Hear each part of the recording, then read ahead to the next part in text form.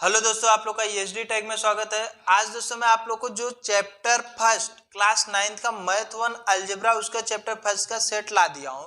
तो दोस्तों अभी एक बार तो आपको बता दूं कि ईएसडी टैग चैनल पे ऑलरेडी बहुत सारा चैप्टर का वीडियो बन चुका है, बट अभी कुछ स्टूडेंट का कमेंट आ रहा है सर रिटर्न आप पढ़ाइए। तो इसके लिए दोस्तों मैं रिटर्न आपको बता रहा हूँ।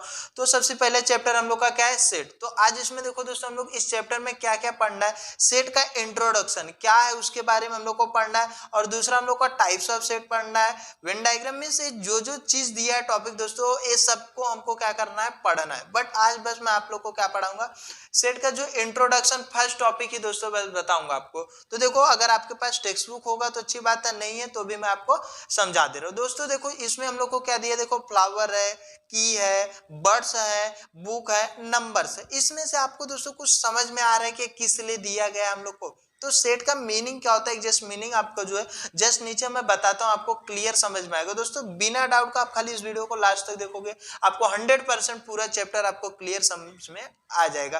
तो सबसे पहले मैं आपको बता दूं, we has special word for each of the collection given अब।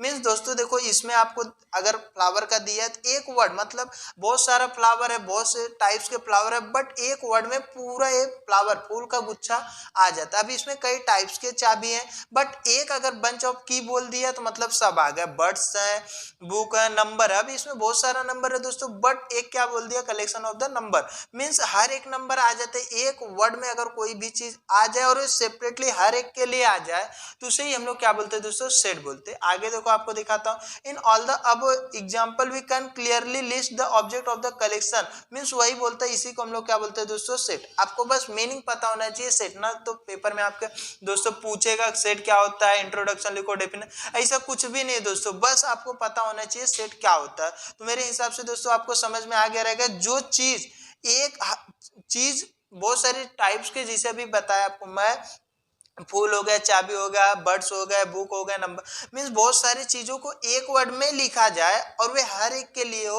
उसी को हम लोग क्या बोलते हैं, सेट बोलते हैं। जस्ट नीचे आप देखोगे तो आपको कुछ और एग्जांपल में दिया गया है दोस्तों, जैसे now observe the collection happy children in the village.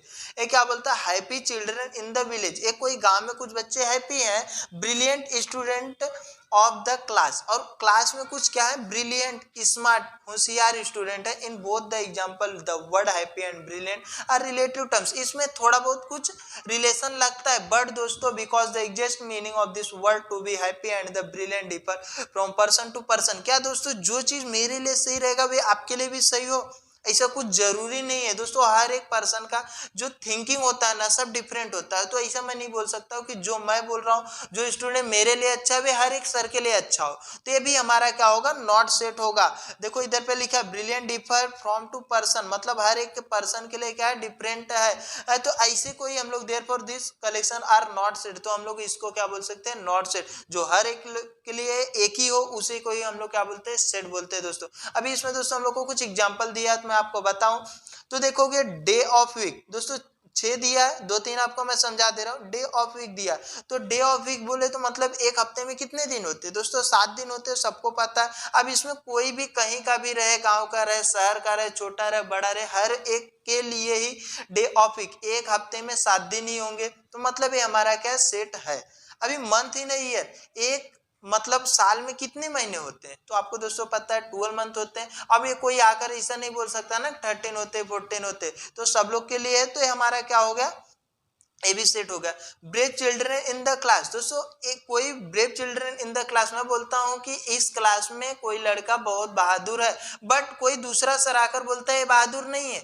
Means हर एक पर्सन, हर एक टीचर के लिए तो सेम नहीं हो सकता ना, तो इसको हम लोग क्या बोल सकते हैं, नॉट सेट बोलेंगे। इसे हम लोग को फर्स्ट एंड काउंटिंग नंबर भी बोल सकते हैं, काउंट कर सकते हो। और strong forts of Maharashtra, Maharashtra में कितने स्ट्रॉन्ग दोस्तों, अगर किले की बात करता है तो हम काउंट करके बता सकते हैं, बट इसमें क्या बोला, स्ट्रॉन्ग। तो अभी अगर दोस्तों मैं बताता हूं कि किला बहुत मजबूत है, बट कुछ टाइम बाद वो गिर जाए, दूसरा कोई बोलता नहीं है बहुत मजबूत नहीं है, तो ये भी हमारा क्या होगा, स्ट्रॉन्ग की वजह से ये भी हमारा क्या होगा, नॉट सेट हो गया दोस्तों। Planet in our solar system, planet हम लोग के कितने हैं वे भी हम काउंट करके दोस्तों बता सकते हैं। तो जो चीज हर एक पर्सन के लिए सेम आए, एक ही रहे, उसी को हम लोग क्या बोलते हैं दोस्तों, सेट बोलते हैं। अगर नहीं रहे तो इसे हम लोग क्या बोलते हैं, नहीं सेट बोलते हैं। इसके आगे का आपको बताता हूं।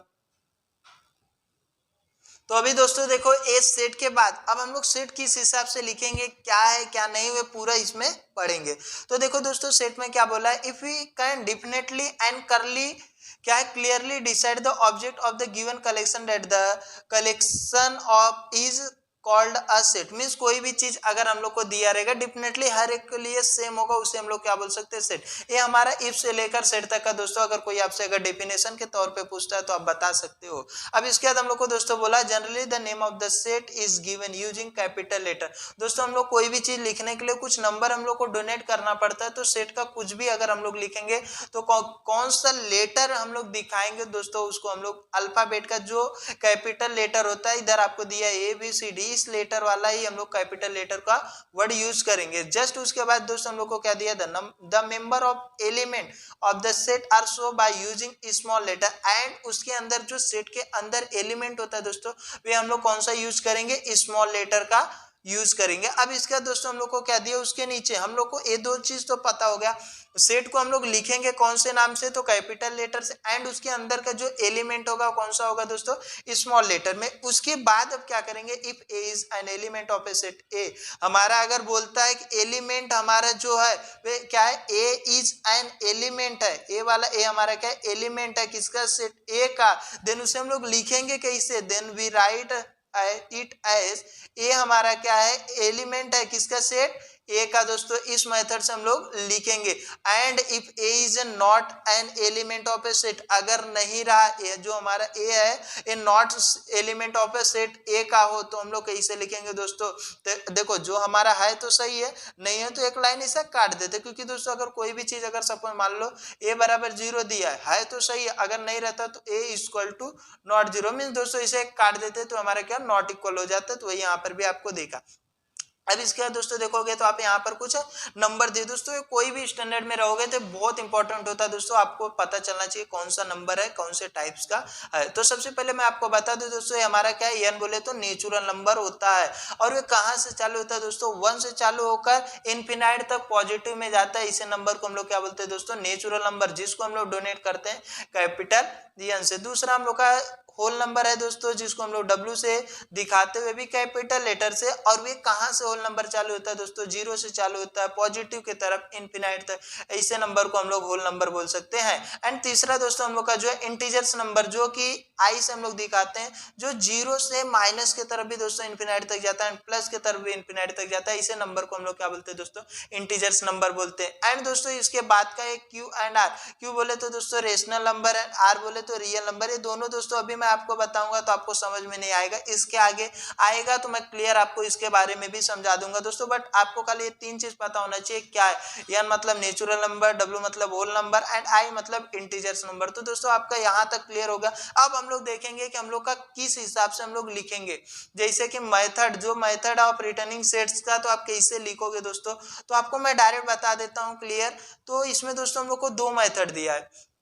कौन सा 2 मेथड दिया है, तो फर्स्ट मेथड में देखोगे तो हम लोग को बोला है लिसनिंग मेथड और रोस्टर मेथड। कहीं कहीं दोस्तों देखो ये दोनों मेथड अलग नहीं, लिसनिंग मेथड और रोस्टर मेथड एक ही है दोस्तों, बट आपको क्या होता है कंफ्यूज करने के लिए कभी कभी लिसनिंग मेथड लिखा रहता है और कहीं कहीं रोस्टर मेथड, तो आप कंफ्यूज मत होना दोस्तों, दोनों का मीनिंग एक ही है। तो सबसे पहले दोस्तों इसमें हम लोग क्या करते हैं कि जैसे कोई भी in this method we write all the element of set in curly bracket. दोस्तों हम लोग को क्या करना पड़ता है, इस मेथड में हर एक चीज को हम लोग को करली ब्रैकेट के अंदर लिखना पड़ता है।